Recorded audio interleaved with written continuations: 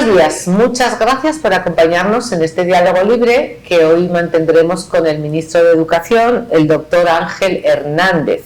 Es una visita para nosotros muy apreciada, señor ministro. Y nos acompañan como periodistas Socorro Arias, la periodista senior en el tema de educación, y Verónica Rosario, periodista de las nuevas del Diario Libre, de las jóvenes. Ministro, muchísimas gracias, don Ángel, por venir a hablar un rato con nosotras. Estamos de verdad muy agradecidas. No, yo muy complacido de estar aquí en diálogo libre y obvio, me complace mucho puesto que el tema de educación, en particular el medio que usted dirige, tiene un espacio garantizado y eso es bueno, porque si la sociedad debe hablar de algo, es justamente de la educación. Una pregunta entonces, ¿hablamos suficiente de educación o solo hablamos para quejarnos? ¿El tono de la conversación en la sociedad sobre la educación es el correcto? Yo diría que debería haber más espacios que hablen sobre el tema de educación, puesto que en definitiva lo que impacta en el desarrollo social, económico, político de la sociedad dominicana es precisamente garantizar que la educación sea de calidad y sea buena. Por lo tanto, todo lo que se hable sobre el sector siempre será positivo. A veces, mucha gente se irrita cuando publican, por ejemplo, una foto de una escuela destartalada, y yo digo que eso es lo que justifica que yo diga que la inversión ha sido perdida. Puesto que al día de hoy, después de 9 años de invertirse tanto dinero en el sector, el que haya en escuela en esas condiciones no tiene justificación. Usted se refiere desde que empezó el 4%. Exactamente. 9 años. 9 años que yo entiendo que mucho dinero se ha destinado a fines impropios. Cuando digo fines impropios es cualquier otra cosa. Si comienza una escuela y tiene 10 años parada, no tiene sentido. Hay escuelas que tienen 8 años, 7 años, 9 años paralizadas, y eso no tiene explicación.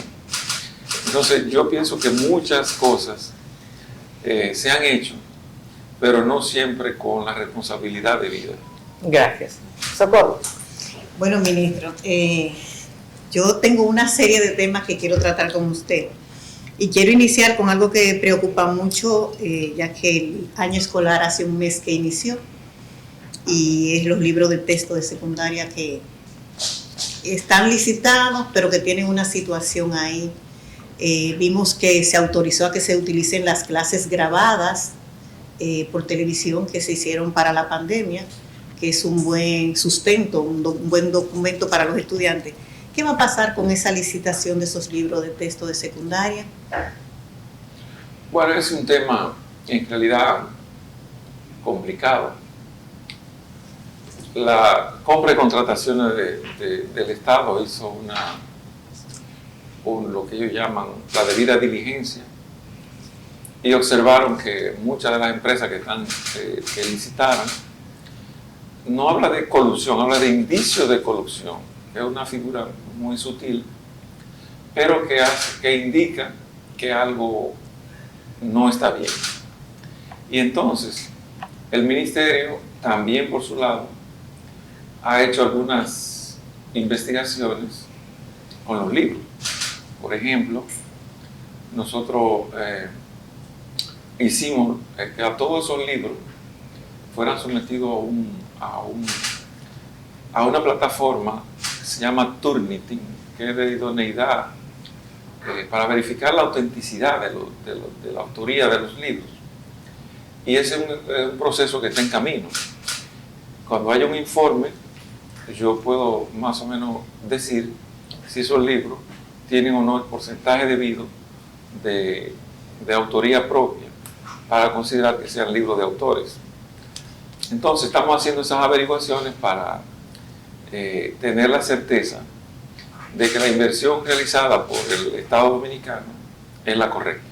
Esos son los libros que se atribuían a un señor Primitivo Santos. Bueno, ese señor es uno de los que participó en la compañía y aparece también como autor de uno de esos libros, que eso fue lo que me llamó mucha curiosidad, puesto que antes de llegar al puesto de ministro había leído en la prensa que era un chofer de vehículo. Entonces, siendo chofer, me parecía que era un poco extraño que también fuera autor de un libro de texto. Entonces, por eso yo me puse a verificar el tema de la autenticidad de los libros. Esa herramienta Turnitin. Es como un detector de plagio. Exactamente. Es un software que lo utilizamos mucho en las universidades para ver si las tesis no son plagiadas. No son plagiadas. Y eso está en proceso todavía. Está en proceso. Es un proceso largo, es complicado. Bueno, lo que pasa es que la cantidad de materiales es mucho y hay que tener la certeza realmente sobre cada uno de ellos. Ya. Y eso va a ser con todas las editoras que participaron, no solamente con la que con todas, porque no es justo hacerlo con una y no con otra. La equidad dice que hay que hacerlo con todas. Entonces es un trabajo que está en proceso y cuando tengo un informe, pues yo lo publico a mí, yo no tengo problema en publicarlo. Bien, y en ese mismo orden, ministro, los libros de los otros niveles que fueron entregados el pasado año, a partir del 18 de febrero en las escuelas públicas, hay unos que son reusables. Sí. ¿Tiene el MINER en almacén para suplir eso?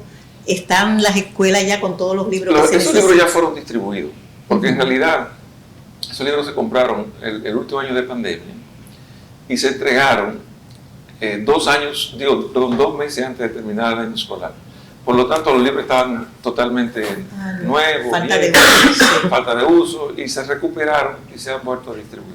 Sí, porque me llegó de la gestión pasada una solicitud para comprar nuevos libros de esos niveles. Sí. ¿Eso se desestimó? Nosotros no hicimos esa nueva compra tampoco, precisamente por el mismo hecho de que esta licitación a la que hablamos hace un rato sobre los libros de texto de secundaria, muchas de las empresas que participaron en ese proceso eran las mismas que habían participado en el proceso anterior. Okay. Y por lo tanto no hicimos esa nueva compra. Okay. Ministro, una pregunta. El año pasado hubo mucha discusión sobre el acceso el nivel del acceso de las pruebas para docentes, ¿verdad? En la normativa. ¿Qué opina y en qué momento estamos? ¿Qué se decidió? Bueno, el concurso de docentes se realizó. Inicialmente fue convocado para 19,000 docentes, pero la prueba tuvieron éxito unos 31,000 docentes, de los cuales se nombraron 24,400 docentes, con un impacto en la nómina bastante fuerte. Unos 2,000 millones, ministro, porque yo vi que en 2 años ha aumentado. La nómina, para cubrir los costos de esa designación, se entró en un déficit de 13,000 millones de pesos, que va a ser ¿al año? No, en la nómina docente, para el año. Pero esos recursos, simplemente lo que se ha hecho es una reorientación de los recursos del ministerio para poder destinarlos a pago de nómina y cubrir esas designaciones. Pero eso está resuelto, no es un problema de falta de dinero, sino de una reorganización interna del ministerio. Y eso se paga. Pero todavía quedan por designar algunos docentes, y estamos en ese proceso. Pero no lo estamos haciendo automáticamente por las peticiones que hacen los directores, sino haciendo auditorías en los centros para verificar que realmente efectivamente falten. Porque le pongo un caso, en Asua, en un liceo grande de Asua, encontramos que sobraban 8 profesores, simplemente reorientando el horario de cada uno de los que estaban ahí, y sobraban 8.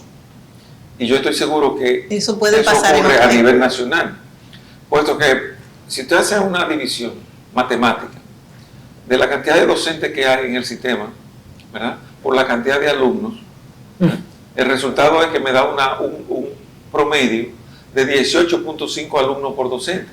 Eso está muy bien. No, eso es para un país desarrollado. Exacto. Entonces eso no es lógico. Entonces aquí hay un problema de estadística que indica que en algún lugar hay un exceso.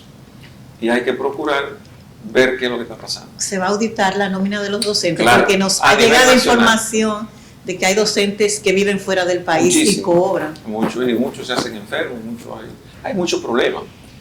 Y eso lo vamos a buscar uno a uno. Sí. Y, ministro, en ese mismo orden, 24.000 docentes, 24.400 se nombraron y todavía hacen falta maestros. Yo no entiendo esa suma matemática.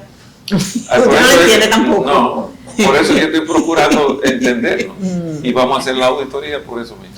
¿Y la ADP ayuda en eso o protesta? Bueno, usted sabe que la ADP es un sindicato y como tal, como sindicato trata de lograr los mayores beneficios. Sí. Obvio, en algunos lugares hay resistencia, en muchos lugares hay resistencia del sindicato, pero yo ahora mismo acabo de crear lo que se llama mesa de trabajo, en la cual vamos a invitar en que cada distrito educativo participe el representante de la ADP, el director de distrito y la asociación de padres, para que las soluciones sean negociadas, se busque la mejor solución a partir del interés de la escuela, no el interés específico del sindicato, sino el interés de la escuela. Es una mesa que se pactó en el pacto, valga la redundancia, pero que no se había puesto en vigencia. Y yo entiendo que es un mecanismo de concertación que puede ayudar mucho a que las políticas educativas funcionen. Porque en verdad, ¿cómo digo? El Ministerio de Educación no puede trabajar sin los maestros, porque los maestros son el capital de trabajo fundamental del ministerio. Son los que están frente a la escuela. Entonces hay que trabajar con ellos. Aunque sindicalizado o no, es el capital fundamental de trabajo del ministerio. ¿Qué hacer? Trabajar en armonía con ellos. Y eso es lo que queremos. Usted ha dicho que en esa mesa de trabajo intervendría también los padres. Claro, porque los padres es un eslabón que no tiene todavía el protagonismo que debería. Eso es lo que estamos tratando, de que el padre de familia, como responsable principal de la educación de sus hijos, esté presente en las decisiones que tomen. Y por eso, incluso he instruido que si el padre no puede asistir a la reunión, no se haga. Tienen que estar todos juntos. ¿Y usted siente que hay una receptividad a esto? O sea, porque hay asociación de padres, Claro. Hay la receptividad, pero es un proceso que comienza ahora. Ahora vamos a empezar a implementarlo. Ya está, la decisión se tomó y se hizo llegar a todo el mundo. La cuestión ahora es implementarla. Y creo que la ADP está de acuerdo y la CMA está de acuerdo. ¿Cómo son sus relaciones con la ADP? Hasta ahora son buenas, pero eso no significa que mañana no sean malas. Yo voy a tratar de que siempre sean buenas, porque, por lo que le acabo de decir, sin los maestros es difícil trabajar en el ministerio, no tiene sentido. Entonces lo que vamos a hacer es que todas las veces que tengan una queja y ellos me inviten a una reunión, yo voy, sin ningún problema. Y hablamos libremente de lo que ellos quieran, sin ninguna dificultad. El presidente de la ADP le puso en sus redes sociales que usted debería transparentar cuántos colegios reciben el pago del bono de los $500 por los niños. Él lo sabe. Es una pregunta tonta. Él lo sabe y le digo por qué. El Ministerio de Educación hizo una oferta para 100.000 bonos. ¿Cuánto hay? 2.100. Ya digo, hay 2.100 que se registraron, pero en términos reales hay 2.000, como 2.006, que han hecho efectivo la inscripción de los niños en la escuela, en el colegio. Y se está ahora mismo en el proceso de la contratación, de hacer el contrato con el colegio. Con el colegio privado para que los admitan. No, ya los colegios lo admitieron. Sí. Los colegios han hecho una excelente colaboración. Se pusieron desde el principio de acuerdo y dijeron que sí. Y en todos los colegios que un niño ha llegado, ellos lo han admitido. ¿Qué tipo de colegio? Los colegios que hay en la zona donde están los niños. ¿Dónde están los niños? Puede ser colegio clase media baja, pero el colegio que hay disponible en la zona. Porque no pusimos un criterio de selectividad, pusimos el criterio de que esté en cercanía de los niños. ¿De dónde salió la cifra de 100.000? Bueno, ¿de 100.000 o de 300? Era 300.000 que decía. Ocurre que con la pandemia muchos colegios cerraron. Y la matrícula que reunía en esos colegios era cercana a 271.000. En realidad, la estadística del ministerio da 271.000. Pero ¿qué hizo el ministerio? El ministerio no solamente, porque el ministerio ha estado inaugurando instalaciones escolares, alquilamos instalaciones y readecuamos espacios. Por lo tanto, la cantidad de público en realidad fue admitida en las escuelas públicas. ¿Qué significa eso también? Hay escuelas que están muy abarrotadas de niños, y es verdad, Hay sectores donde hay escuelas que tienen 40 niños por aula, que es un exceso. Pero era mejor que los niños estén en la escuela que estén fuera. En la calle. Exactamente. Entonces, una decisión, digamos, de tipo social que se adoptó para garantizar que nadie quede fuera de las escuelas. ¿Cuál es el balance que usted hace en los aprendizajes de la pandemia? O sea, sé que hay un déficit. Realmente, el déficit no es solamente por la pandemia, el déficit viene de antes. Acumulado. Es un déficit acumulado, agravado por la pandemia. Lo que hay que sincerizar, que el ministerio tiene que tener una política orientada al aprendizaje. Hasta ahora, la gente tiende a esconder la realidad. La gente tiende a decir, yo soy un exitoso, yo logré tal cosa. Y a veces es falso. Los datos lo que indican es que en el sistema educativo hay un déficit de aprendizaje, que a los 6 años de escolaridad ya tienen 3 años de déficit. Entonces lo que hay que resolver es eso con sinceridad. Y lograr que la gente se enfoque en lo que es importante, que es el aprendizaje de los niños. en otros países se habla de la inflación en las calificaciones de estos 2 años. ¿Eso es de la pandemia o viene de antes? No, eso viene de antes. Pero, aquí, por ejemplo, la prueba nacional. Los niños van a prueba nacional y nadie se quema. Todo el mundo tiene éxito. Y eso estadísticamente es imposible. ¿Por qué? Aunque con notas muy... Porque todos van con una nota que le hacen un colchón sí. muy grande. Y entonces luego la prueba nacional, el impacto es mínimo en lo que debería ser. O sea, que la prueba nacional no miden realmente la... Eso hace mucho que no se ha eliminado. Ahora hay una comisión que nosotros creamos para evaluar todo el sistema de, para la redundancia, de evaluación de los aprendizajes, incluyendo pruebas nacionales. Y hay una comisión que está trabajando muy seriamente en eso, para hacer una nueva normativa que realmente efectivamente sea más adecuada. Yo le pongo un solo caso. En una reunión un dirigente de ADP me dijo, mire profesor, para llenar el registro escolar del año, un docente tiene que hacer 85,000 operaciones. Digo, ¿cómo? 85,000 operaciones de los datos que tienen que registrar todos los días. Sí. Digo, bueno, es un absurdo. El tiempo se le va en eso. Sí.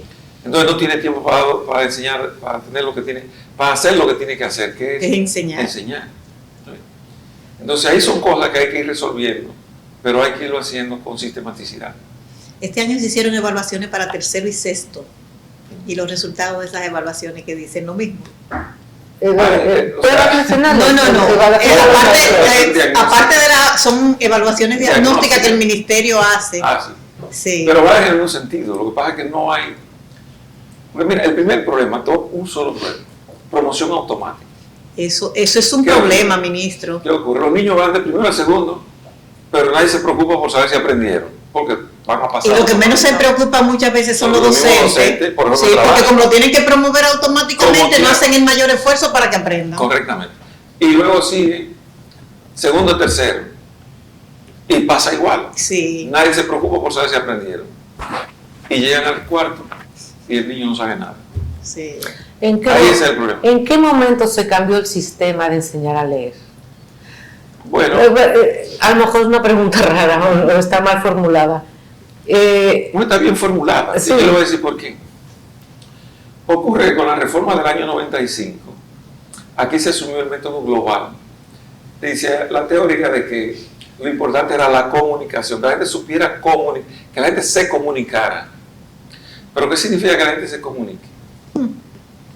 Eso puede ser muchas cosas.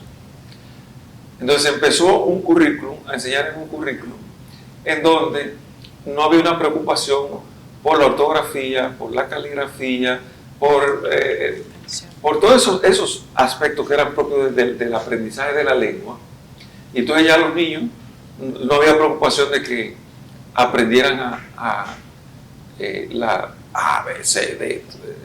La M con la A. El libro coquito, exactamente. Con el que todos nosotros aprendimos. Entonces, la gente se fue despreocupando. Y hoy, los niños no tienen esa experiencia. No le han enseñado bien a escribir y menos a leer. Entonces, ahí está el problema. Eso hay que reformularlo, hay que volver de nuevo a un aprendizaje alfabético. que los niños reales efectivamente aprendan lo básico y obvio introducir la caligrafía como un ejercicio rutinario en las escuelas, igual que la gramática.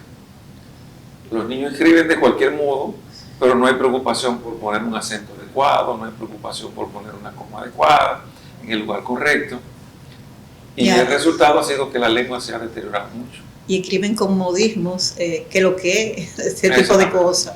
Porque pero, no hay una eso ya no es reversible en un montón de promociones, o sea, es cogerlos los de abajo y empezar. Por eso que la insistencia mía es volver a los 4 primeros grados, que es donde realmente hay que consolidar el aprendizaje. Porque yo digo que, y eso fue el primer mensaje que yo he dicho, que a los niños hay que enseñarles a leer y escribir bien. Esa es la preocupación central. Y todo el esfuerzo que se va a hacer en los próximos años, al menos cuando yo esté ahí, va a hacer que todos los recursos del ministerio se concentren en esos primeros 4 grados de primaria. Todo lo que tiene que ver con dotación de recursos de aprendizaje, todo lo que tiene que ver con formación de docentes, todo lo que tiene que ver con acondicionamiento de los espacios, va a ir orientado hacia esos niveles, hacia esos grados, para lograr que ahí se reduzca el déficit de aprendizaje que se tiene. Ahora mismo vamos a lanzar una estrategia que se llama alfabetización en tiempo oportuno, que es precisamente para llevar la preocupación de los docentes a que los niños tienen que leer y escribir bien en esos primeros 4 grados. Usted ha hablado de una auditoría a la nómina, de una auditoría a los libros, o sea, de digitales que han tenido tanto. ¿Hay más auditorías en marcha, más estudios? Por ejemplo, a la de la policía escolar, que también me dicen que es supernumeraria. Pero no suficiente. Lo que pasa, hay ministro, 1.200 policías escolares. ¿cuánto? 1.200 policías escolares. No, son como policías reales. Sí, porque los llaman policías, auxiliares de policía, los que son consejeros, seguridad en una escuela, que no es lo mismo. No tienen entrenamiento, no tienen nada. En realidad son 1.200 policías que están designados. Pero esa nómina está muy abultada para ver solamente 1.200 policías. No, los policías escolares son eso. Hay otro tipo de auxiliares que, pero no son policías. Ministro, ¿el problema de la violencia en las escuelas es serio o es anecdótico? Es un tema social, es un tema social que viene mucho de las pandillas que se han desarrollado en muchos contextos. Y obvio, tiene mucho que ver con la responsabilidad de la familia con la educación de los hijos. Hay muchas familias que no son familias, digamos, normales, que el padre y la madre tienen, aunque trabajan, pero dejan a los niños en la casa solos, y eso realmente... Sí, disfuncional por todos lados. Pero ¿los episodios violentos dentro de los recintos son frecuentes o es más leyenda urbana? Hay violencia en las escuelas, pero no tanta como la gente cree. Hay muchos sectores, que son conflictivos por naturaleza, y en esos sectores hay más sí. Y los conflictos que se dan fuera se llevan dentro de la al escuela. centro, exactamente. ¿No ha contemplado el ministerio alguna resolución que impida que los niños lleven al aula los celulares, por ejemplo? No.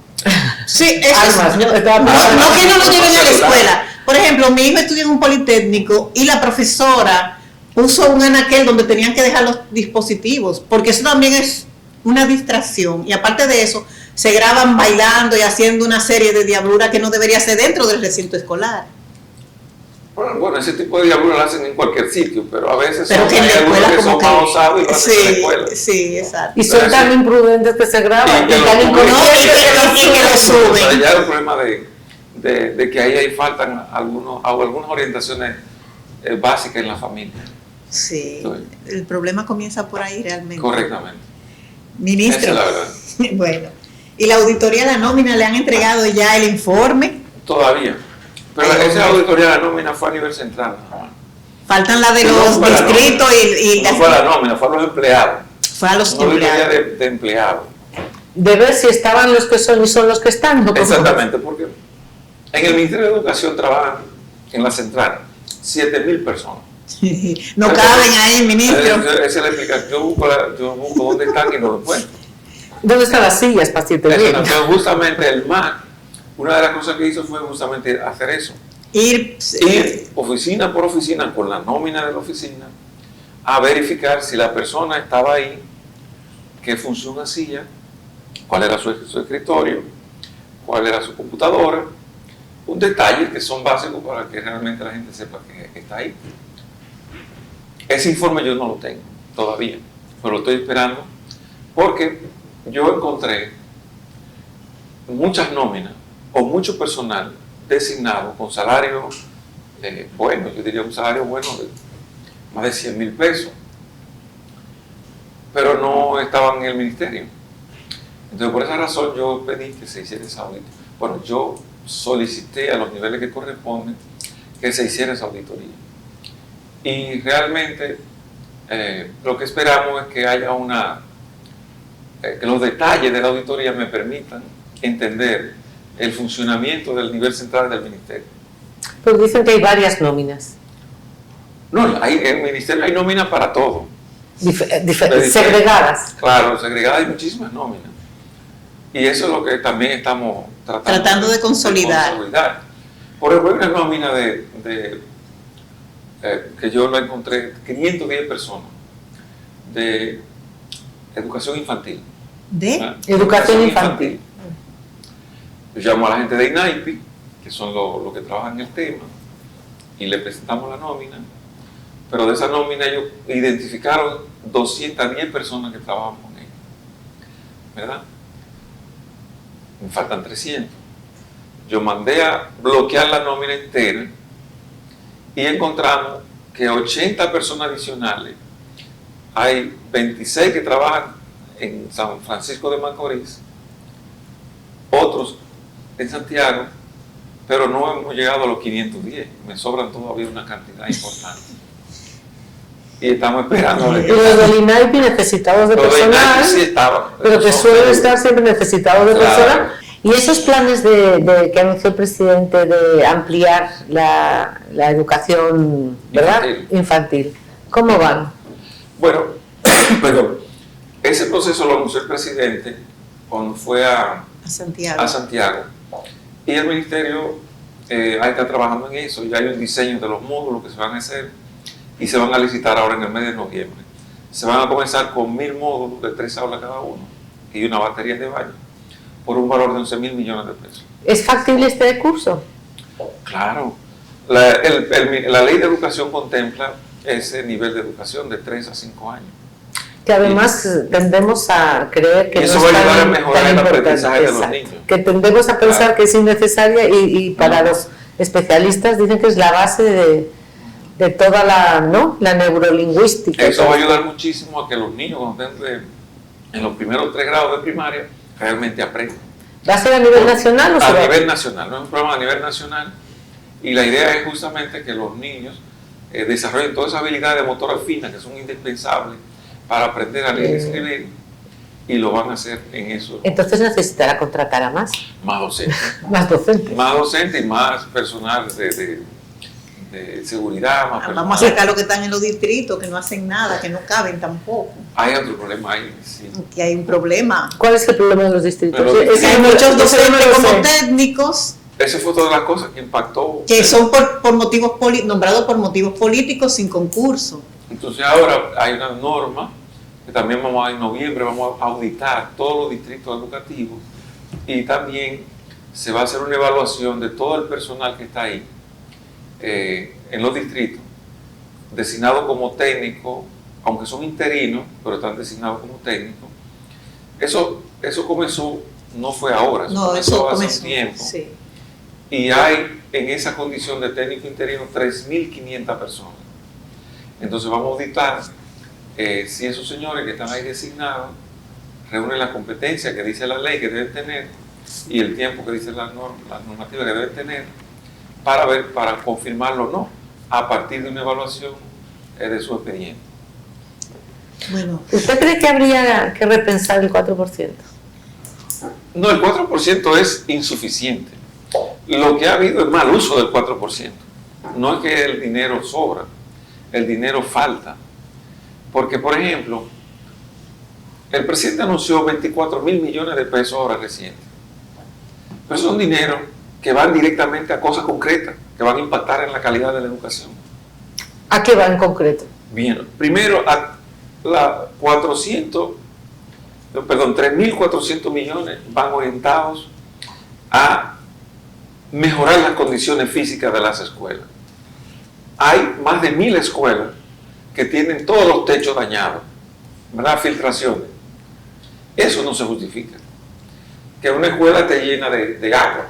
Sí, eso no hay escuelas no que tienen desastrosas. Hay escuelas que no tienen baños, que todavía tienen letrinas. Sí. Hay escuelas que no tienen luz, energía. Eso es imperdonable. O sea, como después del uso del 4% en 9 años, eso no debería existir al día de hoy. ¿Ustedes ven? Entonces son cosas que no se han hecho, pero que son necesarias hacer. ¿Ustedes ven?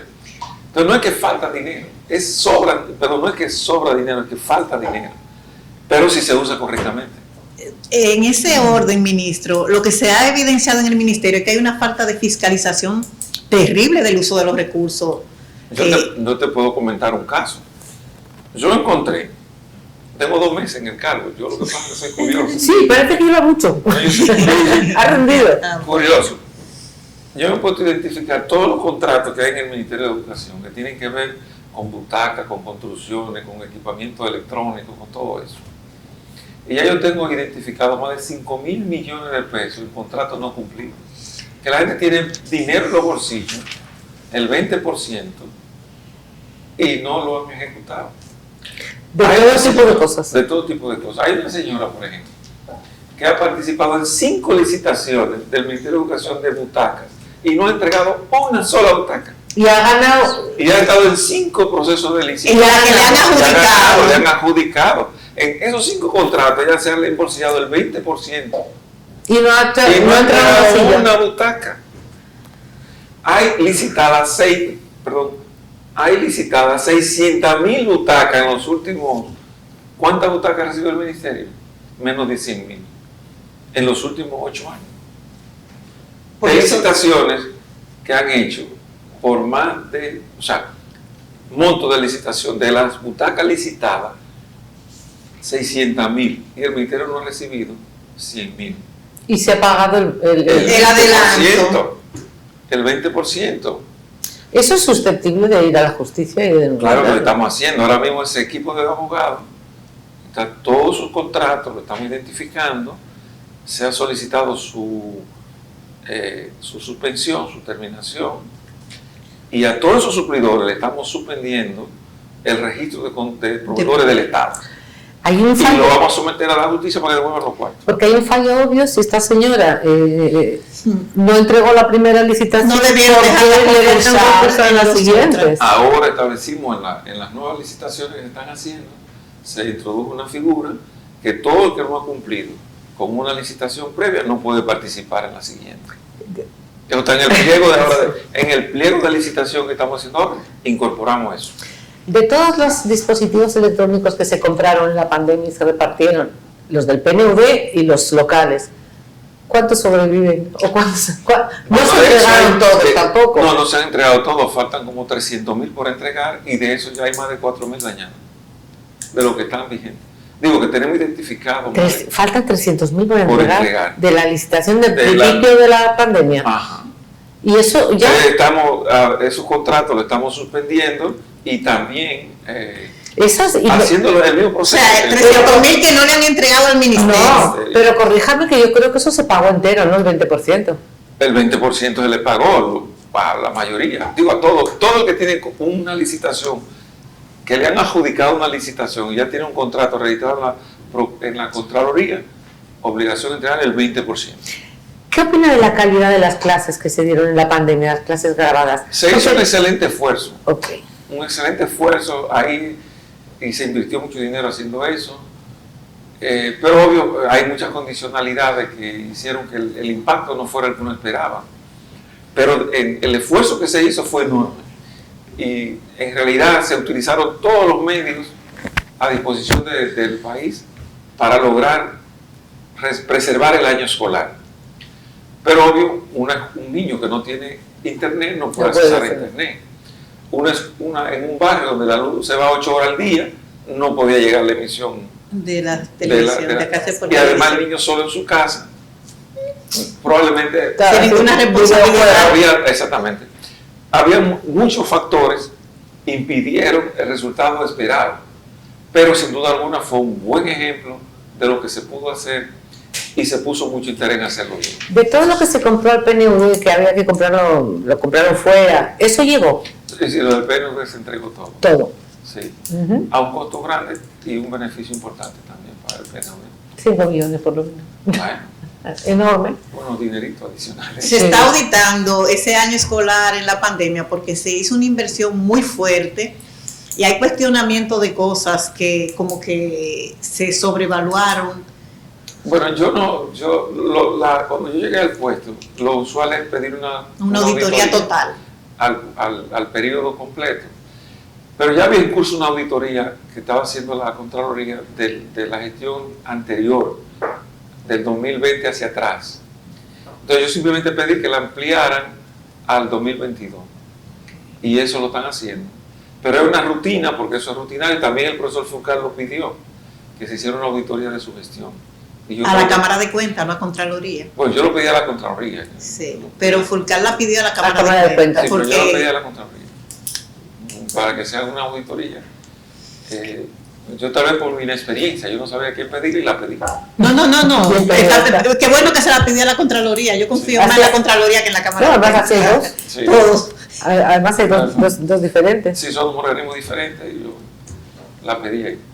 Mire, ministro, usted mencionaba... Porque también yo espero que pidan con la que yo haga. Sí. Yo creo que si yo duro un mes, 2, 3, 4, lo que sea, el que me continúe tiene que pedir una auditoría de lo que yo hice. Si él no la pide, yo la pido. No, claro. Y sería bueno que la pida usted y se la lleve, o sea, para que usted vea los resultados. Porque eso es necesario para la transparencia. Claro, eso es excelente. Mire, ministro, se van a destinar 3.400 millones para reparación de escuelas. Sí. Pero el año pasado también se destinó una partida similar para eso. Tengo la información de que varias escuelas fueron intervenidas para corregirle filtraciones, los baños y una serie de problemas que tenían y que solo se le pasó una mano de pintura. Eso también está siendo auditado, ¿verdad? Bueno, lo que ahora nosotros tenemos es 20 auditores que van a trabajar permanentemente dándole seguimiento a ese dinero, ¿verdad? Hay una oficina de fiscalización del ministerio que yo encontré, con los técnicos que están ahí, yo lo encontré también. No hemos movido ninguno, pero a mí me da la impresión que el director es serio. Entonces yo le atribuyo esa responsabilidad de auditarme todas esas escuelas. De los fondos que van a cada sitio van a auditar permanentemente. Como lo que se van a destinar a los centros educativos y a la Junta de Distrito. Todo va a ser auditado a partir de ahora. Todo será auditado, porque en definitiva el dinero tiene que rendir y usarse en lo que se definió que debe usarse. Porque no es solamente eso, se destinaron 816 millones para el programa para los docentes nuevos que se formaron. Sí. Durante un año van a recibir entrenamiento, pero tiene un costo. Y se designó a Liz Fodoso como responsable de ese programa, pero tiene que rendir cuenta, ¿verdad?, de eso, auditarlo con 18 universidades más que se van a contratar. Antes se hacía con una universidad extranjera, yo prefería hacerlo con una universidad nacional para fortalecerla también. Claro, y una universidad del gobierno, que es Liz Fodoso. Entonces ellos van a cumplir con su trabajo, ¿verdad? Si no lo hacen, nosotros lo auditamos a ellos también, porque es un tema de auditar. Pero no solamente son esos programas, hay más. En el país hay 308 centros que tienen el nivel de politécnico, son denominados politécnicos. 38 de los cuales recientemente se hizo una licitación para equiparlos, reequiparlos. Sí. Es que politécnicos sin equipos no lo tenían. Sí. Pero hay 270 de esos politécnicos que no tenían más que el nombre. Entonces ahora vamos a equiparlos durante este año. Se van a hacer las licitaciones en conformidad con la naturaleza de cada uno de ellos para equiparlos y entrenar a los docentes en el uso de los equipos que se compran. Eso no va a tener impacto, digamos yo, este año. porque en el proceso de licitación se tarda un tiempo. Se tarda. No, Eso vendrá a entrar en mayo, el año escolar casi terminando. Pero para el año siguiente sí vamos a tener verdaderos politécnicos. Los 305 van a ser verdaderos politécnicos. Ahora, ¿con qué hemos asociado eso? El gobierno está haciendo grandes inversiones por ejemplo, en Pedernales, en San Juan de la Maguana. Sí, el plan San Juan, eso. Exactamente, en San Juan de la Maguana, en Montecristi, ¿verdad? Manzanillo. Con el puerto que se va a hacer ahí muy importante, en Samaná. Entonces, esos liceos de esa zona los vamos a reconvertir en politécnicos. ¿Para qué? Para que puedan formar los recursos humanos necesarios para que esa inversión que el gobierno está haciendo se pueda beneficiar al pueblo donde están. Porque ocurre, si usted tiene una inversión en Pedernales y no hay técnicos, ¿de dónde van a ir los técnicos? De Santo Domingo, que van a trabajar en los hoteles, van a trabajar en los... de aquí van a es que uno de los problemas más grandes que se identifican en Pedernales es quién lo va a hacer. Exactamente. Entonces, por eso vamos a instalar ahí una infraestructura académica que permita resolver las necesidades que se van a generar con la inversión que se está haciendo en esa zona. Usted apostaría mucho por esta formación profesional de politécnico, claro, más que claro, universidad. Obvio que sí, porque es una formación que impacta directamente con... La gente sale a 12 años de formación de la escuela puede y puede trabajar de una vez. Obvio, la formación técnica es lo que permite que los países se desarrollen, porque la gente va a trabajar rápidamente y lo va a hacer bien. Entonces hay que poner dinero en eso para que el país entero tenga una formación, claro, focalizada en función de la naturaleza de las regiones. No es lo mismo producir, por ejemplo, en Maní, que es una zona eminentemente agrícola. ¿Qué debe haber? Una buena formación. Tipo ISA. Exactamente, de ese tipo de formación, y ganadera, que es lo que se produce en esa zona. Y así focalizando en función de la naturaleza de cada contexto, para que pueda tener impacto. Ministra, así como van a ustedes equipar los politécnicos, que solo eran de nombre, con la tanda extendida, en horas de la tarde, ¿qué ustedes van a hacer? Porque eso hay que llenarlo de algún tipo de contenido. Teóricamente, en el Ministerio de Educación, teóricamente en el Ministerio, la pregunta que tú me haces, yo se la he hecho allá al Ministerio, y me dice, no, pero las 8 horas se cubren. ¿Cómo? ¿Y por qué hay tanta queja? Bueno, como no me han dado mucha claridad, yo creé una comisión. A ver qué es lo que se hace ahí. Que está trabajando eso. En esa comisión hay personas del Ministerio, pero también de la sociedad civil. Porque yo creo mucho en el aporte que los veedores, no los veedores solamente por ser veedores, sino los veedores que trabajan, que se incorporen a la mesa de trabajo. ¿No?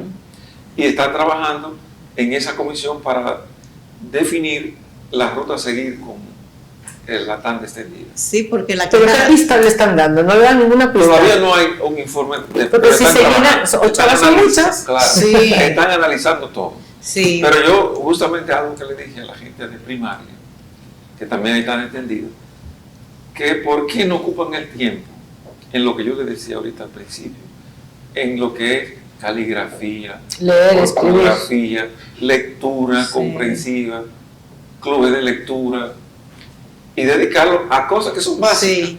Es volver a lo que se hacía antes, para que la gente realmente aprenda. Ustedes dirán que eso está muy desfasado, que tiene que ser cosa de tecnología, bueno, tal y cual. También vamos a hacer cosas de ese tipo, porque hay un programa para robótica. Pero ¿qué ocurre? Primero hay que aprender a escribir, porque eso es lo básico. Totalmente. Entonces tenemos que concentrar el esfuerzo en lo que me parece fundamental, y es que el dinero vaya donde es más necesario. ¿Hubo o no hubo deserción masiva en la pandemia? Bueno, durante la pandemia sí, pero ya luego se ha recuperado. La escuela tiene un flujo de personas impresionante. Sí, ahora sí. En realidad ahora mismo han llegado más personas de las que esperábamos. Y muchos de esos problemas tienen que ver con eso. Pero también ha habido una falta de planificación. Y yo le voy a decir por qué. Por ejemplo, en Invivienda, fue uno de las zonas que me dio alarma. De los primeros que se quejaron por falta de cupo fue en Invivienda. Pero ¿qué ha pasado en Invivienda? El proyecto de Invivienda era para 10.000 familias. De la ciudad de Bambó, perdón. La ciudad de Bambó. Era para 10.000 viviendas. Significa que si cada familia tiene 2 niños, son 20.000. Pero la escuela, ahí solamente hay 4 centros educativos y solamente permiten una población máxima de 4.000 personas. En todas las escuelas. ¿Y no sería que contaban con que no se iban a llenar las 10.000 familias, sino en el largo plazo? Pero porque ahora no solamente son 20.000, hay 38.000. Y se espera que en los próximos 5 años se llegue a 100.000 personas a esa zona. O sea, que ustedes van a tener que construir muchas escuelas en la zona. Hay que construir escuelas por obligación. Pero muchas. Exactamente. Entonces, son de las cosas que no han previsto nuestros planificadores. Verón, por ejemplo, en la zona de Higüey, que es una zona de expansión demográfica por la importancia económica que tiene el polo turístico de esa zona. Entonces, concentrado de gente, pero no de escuela. Entonces, ¿qué hay que hacer ahí? Construir escuelas.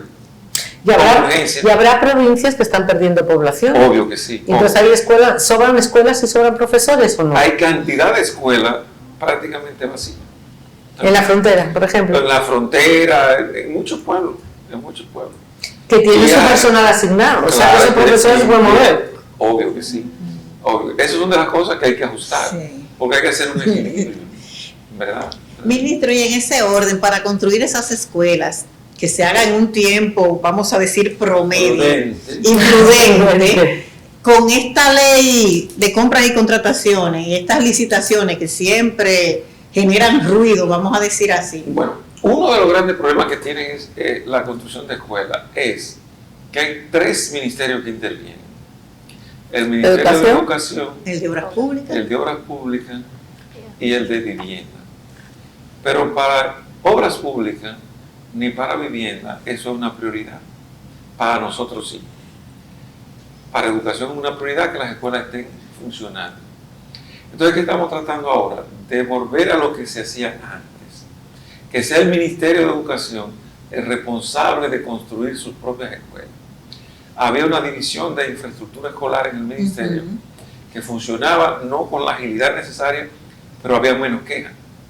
Entonces vamos a tratar de que eso se resuelva. Perdón, dicho sea de paso, la queja de ahora no es obra pública culpable, ni tampoco vivienda. Es un problema legal con los ingenieros que tienen a cargo esa construcción. Son obras que están detenidas desde hace 3, 4, 5, 8 años. Desde que el programa ese de construcción masiva que comenzó el gobierno de Danilo hasta el día de hoy, esas obras han estado detenidas por cantidad de dificultades. Muchas se asignaron a ingenieros que no tenían capacidad para hacerlo por su inexperiencia, pero ocurre que ese ingeniero recibió un dinero de avance y no pudo continuar y paralizaron las obras. Al paralizarse las obras y volver ahora a retomarlas, hay un contrato con ese señor de hace 5 años, 3 años, 4 años. Y si ese no puede seguir, hay que ir al segundo porque fue un sorteo. ¿Verdad que se hizo? Y a lo mejor está ya. Y si ese sorteo no aparece el segundo, hay un tercero. Es decir, que realmente es una tragedia terminar con ese tema de esas aulas. ¿Verdad? Hay una escuela, discúlpame, hay una escuela en Sabana Grande de Boyá que yo fui, que funciona en el local de lo que era una discoteca. Y detrás está la escuela que le iniciaron hace 12 años. Y la gente, ellos me llamaron este año otra vez estamos aquí ellos le dicen la disco escuela. Y mire, de esa escuelita hay 2 niñas que son estudiantes meritorias. Pero mire, ministro, eso da pena. Da pena en la condición en que opera esa escuelita ahí. Y me dicen que esa escuela... ¿Lo que hacen por la noche? ¿Recogen los pupitres? No, porque era una discoteca, ya no funciona. Hay escuelas. Para mí son escuelas igual, que operan en enramada. Porque yo entiendo que una escuela es un lugar donde una gente se reúne a aprender y a enseñar y a aprender. Cualquier espacio que reúne esa cualidad es una escuela, ¿verdad? De hecho, Platón enseñaba al aire libre. Y nadie puede dudar de la calidad de la enseñanza de Platón. Entonces, el problema no es la infraestructura, es que al menos la inversión que se ha hecho en ese tema tenga resultado. Y obvio, hay escuelas de esas que se han construido, porque ese es otro tema. Ayer lo estábamos hablando en Puerto Plata, en un seminario sobre las fallas que tienen. Sobre sismología y su impacto en las escuelas. Ocurre que el Ministerio de Educación y Obras Públicas, todo el mundo, hacen un diseño de escuela. Y ese diseño tiene un cálculo estructural, tiene una cantidad de cosas. A todo el mundo igual. Y entonces lo hacen en cualquier sitio igual. Resultado, no es lo mismo construir en una zona como tiene Santo Domingo, abajo en la zona del malecón, que es pura roca, que construir en Arroyo, aquí en las praderas, sí, que es lodo. No es lo mismo. Entonces se construye la misma escuela en los dos sitios. Allí resiste, pero aquí se derrumba. Entonces hay cantidad de escuelas esas que se han construido en los últimos años, cuyas columnas están totalmente agrietadas. Entonces hay que volver a un tema de seguridad en las edificaciones escolares. Me están llamando ya que no tenemos más tiempo. Nosotros vamos a seguir hablando con el ministro y a ustedes les despedimos. Muchas gracias por acompañarnos y hasta la semana que viene.